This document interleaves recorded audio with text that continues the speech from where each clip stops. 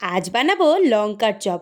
আরে না না, ভয় পেও না, একদম কিন্তু ঝাল নেই। বাবার জানো তো ভীষণ প্রিয়, তাই আজকে এনে বললো এটা দিয়ে একটু চপ করে দে। তো তাই সবার প্রথমে দেখো লঙ্কাগুলোকে ভালো করে ধুয়ে ভেতরটা কেটে ভেতরের সমস্ত কিছু বের করে নিয়েছি। এবারে আলু সেদ্ধটাকে মেখে কড়াইতে সাদা তেল দিয়ে আলুর মধ্যে নুন, লঙ্কার গুঁড়ো, জিরের গুঁড়ো, ধনে গুঁড়ো আর একটু গরম মশলার গুঁড়ো আর গোলমরিচের গুঁড়ো দিয়ে ভালো করে মশলাটাকে মিশিয়ে একটা পুর বানিয়ে নিলাম। পুরটা ওদিকে ঠান্ডা হতে থাক, আর এদিকে বানাচ্ছি আমরা একটা ব্যাটার। বেসনের মধ্যে নুন, লঙ্কার গুঁড়ো আর কালো জিরে আর একটু হলুদ গুঁড়ো দিয়ে একটা থিক ব্যাটার বানাতে হবে। খুব বেশি পাতলাও হবে না, আবার খুব বেশি মোটাও হবে না। এইবারে যে পুরটা বানিয়ে রেখেছিলাম সেইটা এই লঙ্কার মধ্যে ভালো করে সুন্দরভাবে ভরে দেব।